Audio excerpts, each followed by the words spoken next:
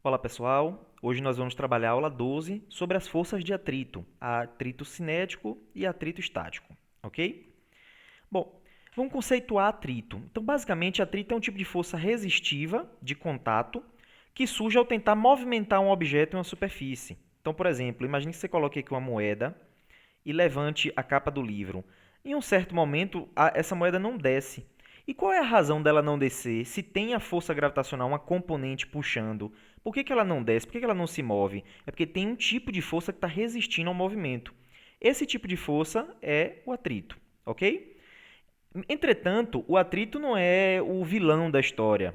Pensar que é sempre resistindo ao movimento, atrapalhando o movimento, não.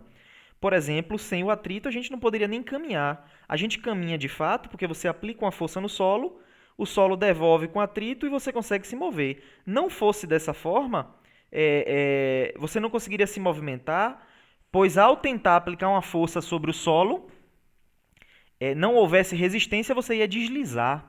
Então, você ficaria patinando, patinando, deslizando, não conseguiria andar, não existiria dirigir, não conseguiria andar de bicicleta.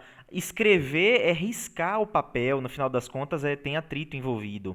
Um prego, como é que funciona um prego na parede? Se não tem atrito, ele não fixa na parede. O tecido, basicamente, são fios entrelaçados. Se você não tem fios entrelaçados, se eles não conseguem se entrelaçar, porque não há essa resistência do contato, então não teria roupas, por exemplo, e por aí vai. Então o atrito é fundamental para a vida como a gente conhece, no final das contas. Ele não é nenhum vilão da história, ok? Bom, vamos tentar explicar um pouquinho de como é que ele surge, no final das contas. Imagine que você tem aqui um livro na mesa, ok? E você aplica uma força sobre esse livro. Você dá um empurrão nele, você aplica uma força e para de aplicar. O que você observa? Ele vai se mover um pouco e logo ele para. O que fez esse livro parar?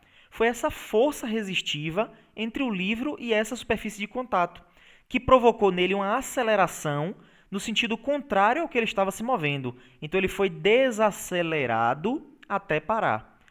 A força, o que uma força faz é acelerar um corpo.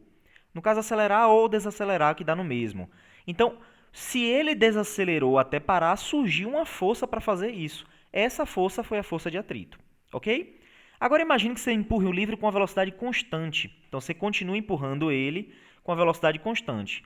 Se você está aplicando uma força, se fosse a única que está atuando sobre ele, que estaria atuando sobre ele, ele deveria acelerar na direção daquela força. Mas se ao invés de acelerar ele está indo com velocidade constante, é porque você está aplicando uma força, mas tem uma força contrária a esse movimento, que é igualzinha em módulo e sentido contrário. Por isso que quando o somatório é zero, a aceleração é zero e ele vai com velocidade constante. Ok? Então, para empurrar um objeto, por exemplo, sobre o solo com velocidade constante, você está aplicando uma força e tem uma outra força contrária igualzinha à que você está aplicando. Essa força é a força de atrito. Ok? Bom, vamos falar de alguns casos aí e separar o que é o atrito estático do atrito dinâmico. Então imagine aqui que você tem um caixote. Ele está em repouso, inicialmente. Quais forças estão atuando? Normal para cima, porque está em contato com a superfície. Peso para baixo sempre, ok? Se não tiver sendo aplicada nenhuma força horizontal, não tem nenhum atrito. Atrito é zero, ok?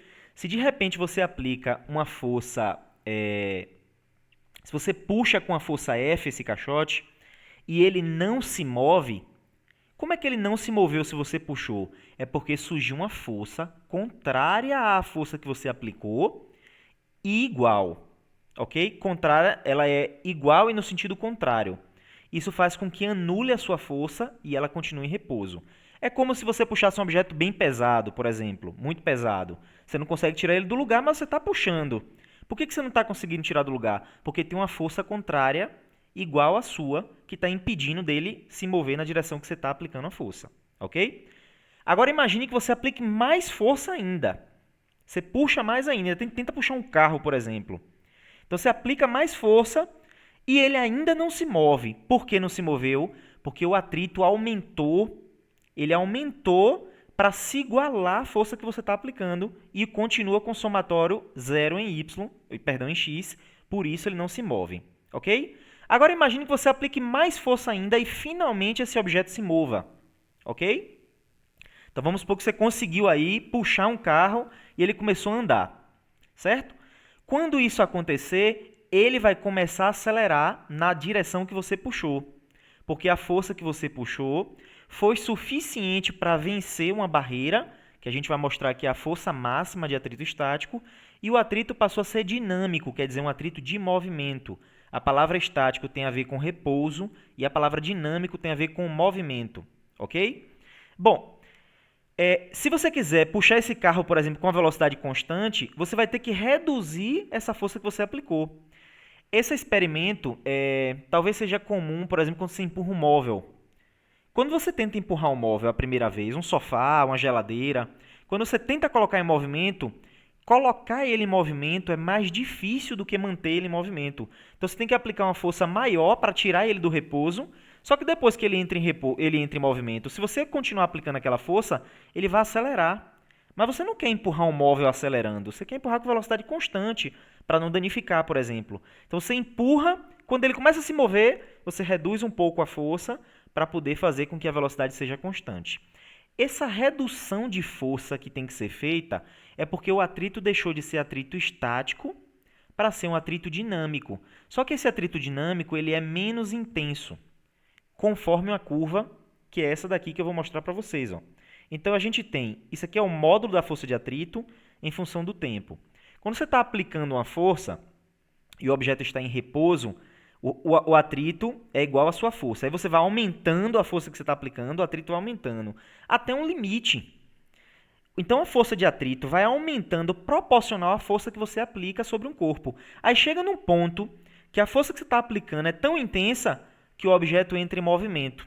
E aí cai, deixa de ser força de atrito estático, quer dizer, força de atrito em repouso, passa a ser força de atrito de movimento, e aí passa a ser aproximadamente constante. Só que tem uma queda aqui. Então, da força de atrito estático máxima para a força de atrito dinâmico tem uma queda. Por isso que quando você está empurrando um objeto é difícil, aí depois que ele entra em movimento, você tem que reduzir um pouco a força para ele aí começar a se mover com velocidade constante. Ok?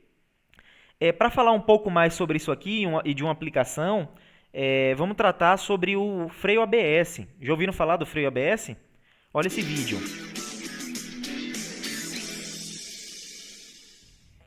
O que é ABS? ABS é uma sigla que vem do inglês para Anti-Lock Braking System, que nada mais é do que sistema de anti-travamento da roda.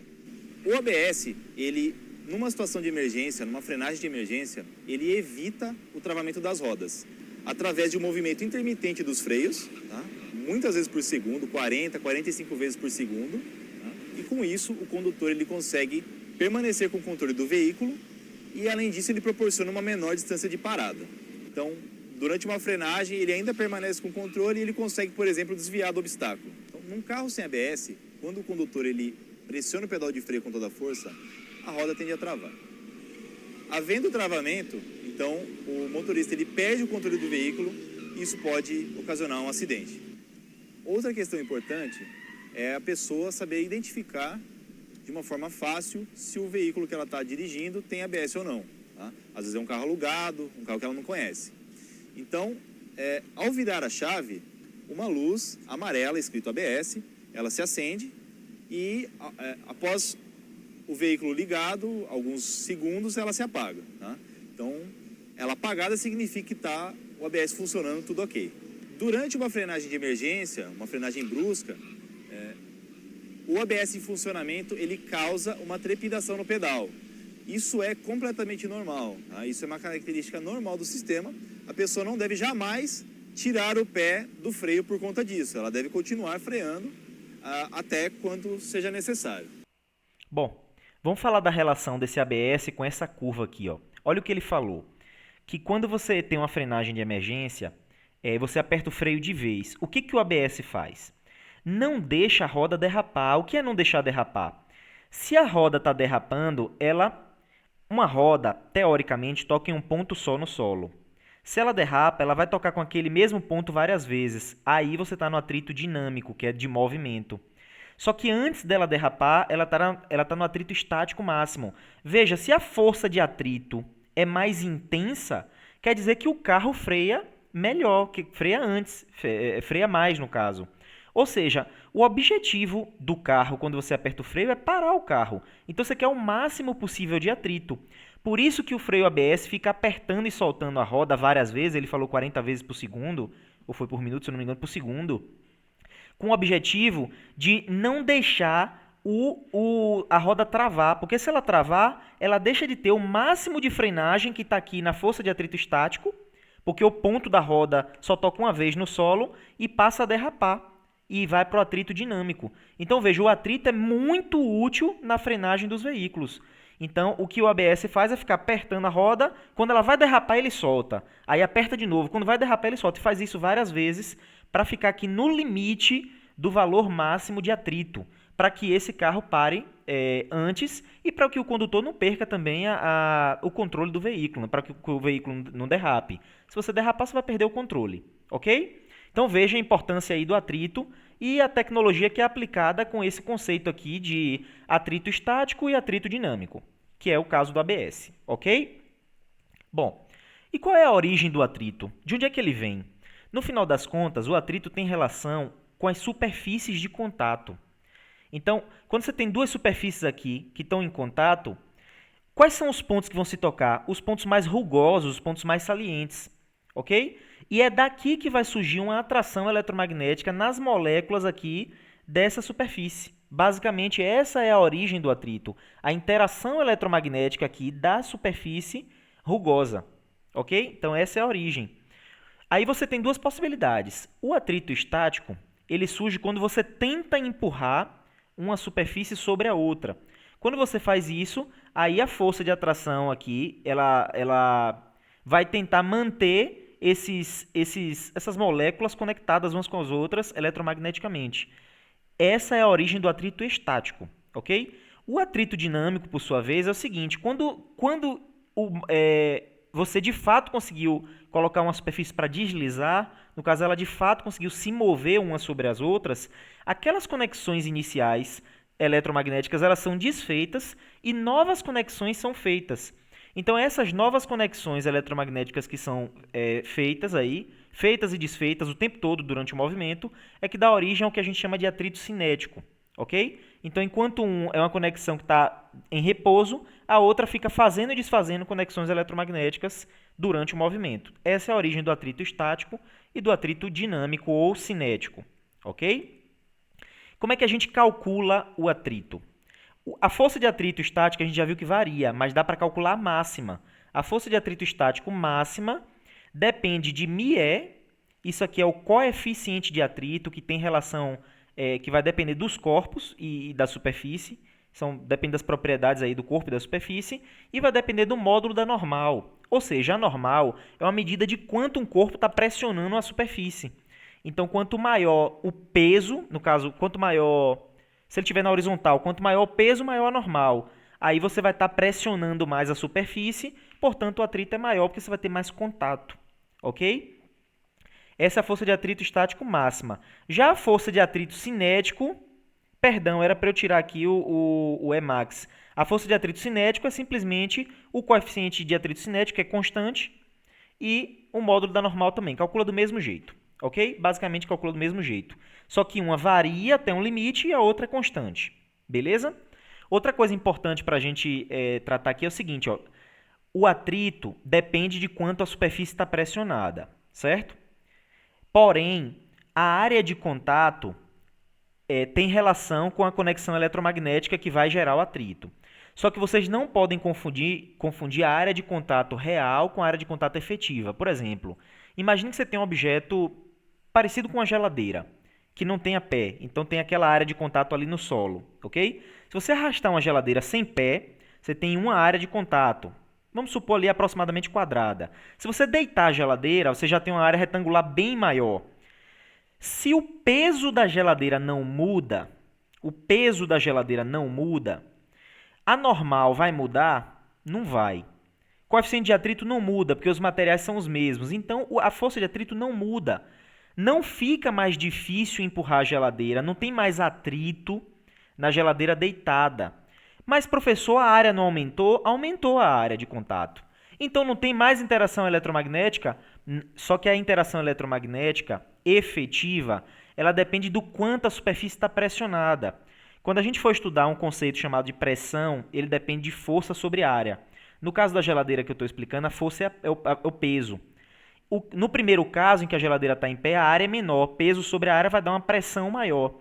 No segundo caso, você deitou a geladeira, o peso é o mesmo, mas a área é maior, então a sua pressão é menor. Ou seja, no caso em que você tem a área menor, você causa uma maior pressão na superfície.